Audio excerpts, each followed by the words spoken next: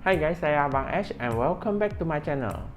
So, pada bulan Mac lepas, Redmi dah lancarkan dua varian Redmi 12C pada tanda harga 599 untuk yang 4 RAM dan 699 untuk yang 6 RAM. Tapi pada masa tu memang tak ramai yang nak beli phone ni sebab specs yang ditawarkan oleh phone ni memang tak berbaloi langsung kalau kita compare dengan Redmi 10C yang sebelum ni. Tapi selepas 1 bulan, Redmi dah turunkan harga dia pergi ke 499 dan 599. Jadi kalau Redmi jual spek semacam ni dekat harga ni kan, phone ni masih boleh dikatakan agak berbaloi untuk dibeli pada tahun 2023 ni. Jadi apa yang best dekat phone ni? Phone ni dia ada skrin 6.71 inci yang sangat besar, ada memori 128GB yang agak besar, ada chipset MediaTek G85 yang cukup power, dan yang bestnya, harga dia pun agak mampu milik. Jadi kalau korang tengah nak cari phone sekitar bawah 500, lepas tu nak ada skrin yang besar dan ada memori yang besar, mungkin korang pun boleh consider phone yang ini.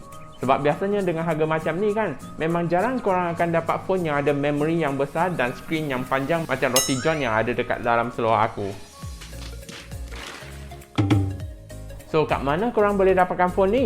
Phone ni korang boleh dapatkan secara online di Shopee, Lazada ataupun di kedai offline. Dan kalau korang tengah nak cari keyboard mechanical kan, korang pun boleh survey tentang keyboard RK61 Plus daripada Royal Clutch. Sebab keyboard ni ada design yang compact, ada RGB light, ada anti-ghosting, dan keyboard ni pun agak sesuai untuk kegunaan gaming dan kerja harian tu. So kalau korang yang berminat tu, nanti aku akan sharekan link dia dekat bawah description sana. So aku pun dah gunakan varian yang 4GB ni dalam masa seminggu. So tanpa membuang masa, ini review saya tentang Redmi 12C pada tahun 2023.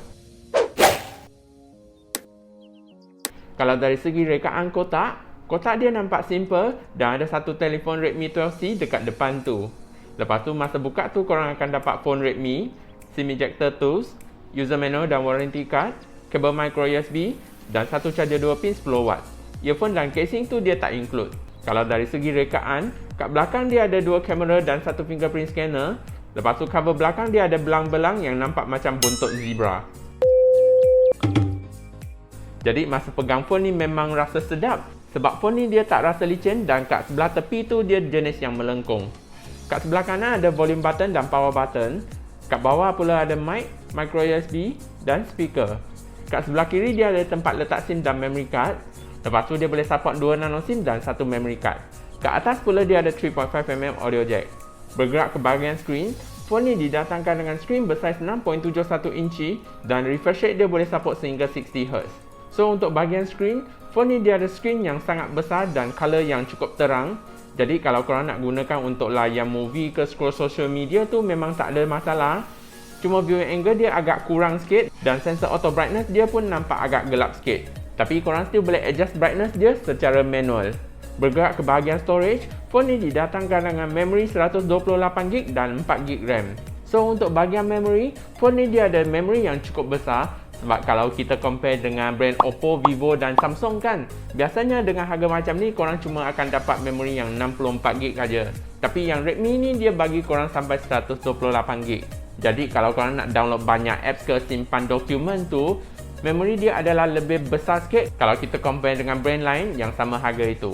Kalau nak tambah RAM dia pun boleh juga. Korang just pergi kat setting, additional setting, memory extension dan korang boleh tambah RAM dia sehingga 3GB. Jadi korang boleh gunakan 7GB RAM ni untuk run lebih banyak apps dekat background kalau kita compare dengan RAM 4GB aja.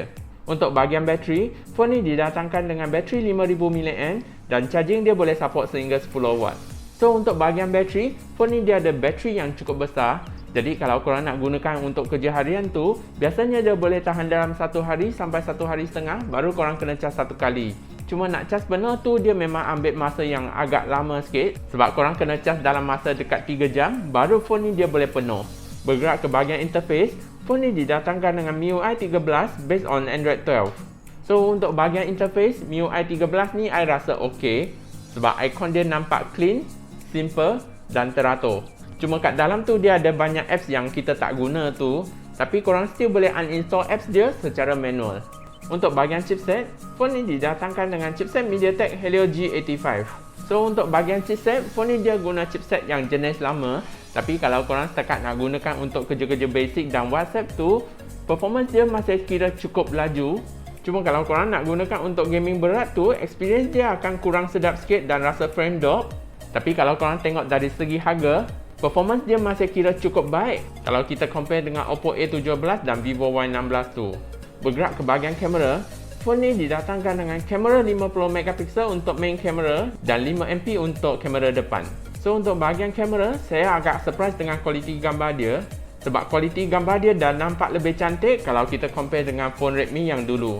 Sebab biasanya phone budget Redmi kan, color dia memang nampak soft dan kurang vibrant. Tapi kualiti gambar kali ini, color dia dah nampak lebih cantik dan terang. Lepas tu kamera depan dan kamera night mode dia memang nampak biasa-biasa saja. Tapi ini memang dah expected sebab phone ni adalah phone budget dan bukan phone flagship. So sekarang kita tengah rakam guna kamera depan Redmi 12C ni. Okay. So kualiti dia biasa-biasa sajalah. Tapi dia still cukup lagi kalau korang nak gunakan untuk online class itu. Okay. Okay, yang ni pula untuk kualiti kamera belakang dia. So, kualiti kamera belakang dia tak ada stabilization lah. Okay, so dengan harga 500 kita pun tak boleh expect lah tinggi sangat. Tapi at least dia still boleh digunakan untuk rakam sikit-sikit benda tu lah. Okay. So, overall berbaloi ke beli phone ni? Actually, kalau kita tengok phone ni dari segi specs dia memang masih boleh dikatakan agak berbaloi. Sebab kalau kita compare dengan Samsung A04, Vivo Y16 dan Oppo A17 tu, specs dia lebih sedap dan dia ada memory yang lebih besar. Tapi kalau kita compare dengan specs phone Infinix Hot 30 tu, phone ni memang kurang berbaloi sikit. Sebab korang tambah RM50 aja, korang dah boleh dapat RAM yang lebih besar, ada refresh rate yang tinggi, dual speaker dan fast charging. Jadi Redmi sekarang dia dah tak bagi korang specs yang paling best, tapi dia dah kurangkan specs dia dan upgrade lebih sikit dekat bahagian kamera tu. So kalau korang berminat untuk beli phone ni, aku akan sharekan link dia dekat bawah description sana. Dan coming soon saya pun akan review phone budget daripada brand lain.